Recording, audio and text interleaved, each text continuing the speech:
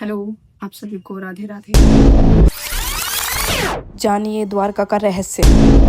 क्या ये केवल एक कथा है या फिर इतिहास की वो सच्चाई जो समय ने अपने आंचल में छुपा ली है?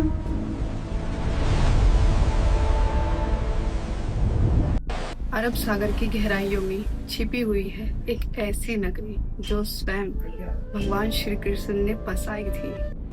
कभी इस धरती पर था स्वर्ण महलों, चांदी के द्वार और दीपों की जगमगाती रोशनी, पर आज ये समुद्र के नीचे विश्राम कर रहे हैं। आइए डूब चले इस रहस्य में जहाँ विश्वास और विज्ञान आमने सामने है, द्वारका की दिव्यता के साक्षी बन। यह है द्वारका मोक्ष का द्वार, जहाँ धर्म, प्रेम और नीति ने अपना इतिहास रचा। कहा जाता है जब श्री कृष्ण ने मथुरा को तब उन्होंने अपनी प्रजा के लिए समुद्र के किनारे एक नगर बसाया। Hidden beneath the sea.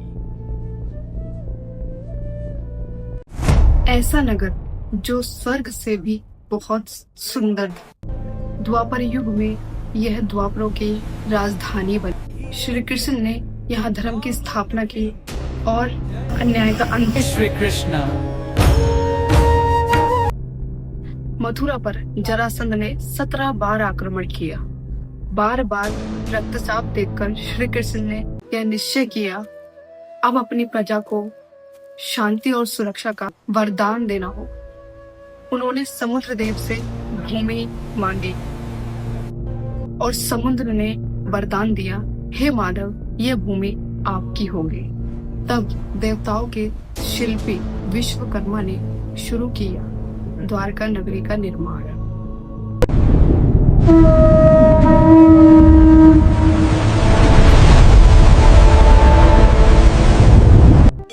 Dwarka एक दिव्य नगर जिसके 9 द्वार थे, चौड़ी सड़कें थी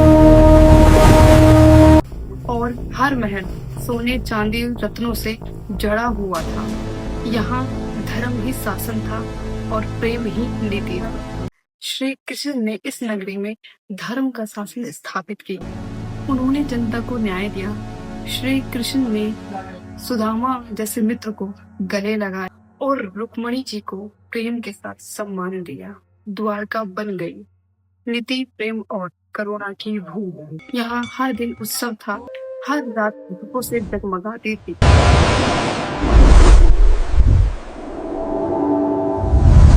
कहा जाता है जब श्री कृष्ण बांसुरी बजाते तो समुद्र की लहरें भी झूम उठती थी। परंतु समय का चक्र कभी नहीं रुकता। जब श्री कृष्ण का धरती पर कार्य पूर्ण हुआ तब उन्होंने इस लोक से विदा लेने की तैयारी। उनके प्रस्थान के साथ ही द्वारका नगरी का वैभव मंद पड़ गया। कहा जाता है श्री कृष्ण के शरीर त्यागते ही सागर ने धीरे धीरे द्वारका को अपने भीतर समेट लिया। लहरें उठी, हवाएं मौन हो गई और वह स्वर्ग नगरी सदा के लिए समुद्र के नीचे विलीन हो गई।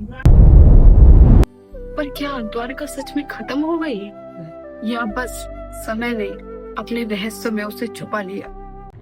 हजारों साल बाद कहा जाता है कि ये नगरी स्वयं स्वर्ग लोक से भी ज्यादा सुंदर थी। सदियों तक द्वारका को एक कथा, एक पौराणिक प्रतीक माना गया। पर 1980 के दशक में अरब सागर की लहरों के नीचे कुछ ऐसा मिला जिसने इतिहास की पूरी किताबें को हिलाकर रख दिया। भारत के पुरातत्व संरक्षण विभाग और समुद्री वैज्ञानिकों ने गुजरात के तट पर की गई खोजों में पाया विशाल दीवारें, पत्थर के स्तंभ और जलमग्न मार्ग जो किसी सुनियोजित नगर के अवशेष लगते।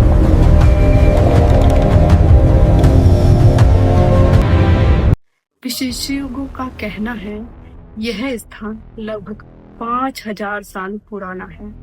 वही युग जिसे द्वापर काल कहा गया।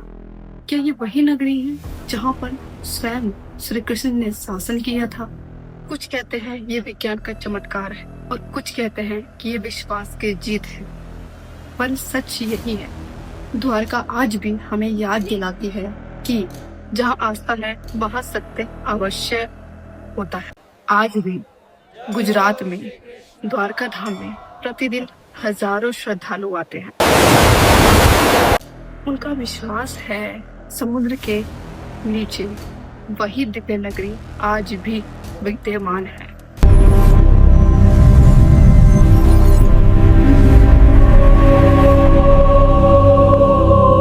जहाँ पर श्री कृष्ण स्वयं निवास करते। द्वारका केवल इतिहास नहीं है, यह विश्वास की वो धारा है जो युगों से बहती आ रही है।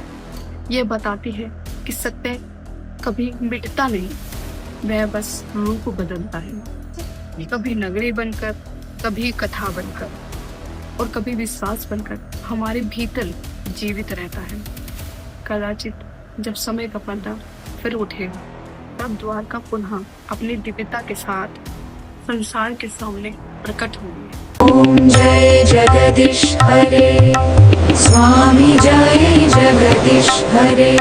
अगर आपको भी इस तरह की रहस्यमयी डॉक्यूमेंट्री इतिहास जानना है तो आप हमारे चैनल पर बने रहिए और इसको सब्सक्राइब कीजिए और कमेंट कीजिए। राधे राधे। आप सभी को इस तरह की वीडियो मेरे चैनल पे हमेशा ही मिलती रहेगी, ताकि हम भगवान के प्रति अपनी श्रद्धा को अटूट कर सके और ये जान सके कि ये इस धरती पर भी भगवान आए, स्वयं आए और उन्होंने अपना कार्य किया, अपना कर्म किया और हमारे जीवन को एक नई दिशा दी। आज भी हजारों जगह पे इतने इतिहास, इतनी रहस्यमयी चीजें छुपी हैं जिनका उजागर होना अति आवश्यक है। राधे राधे।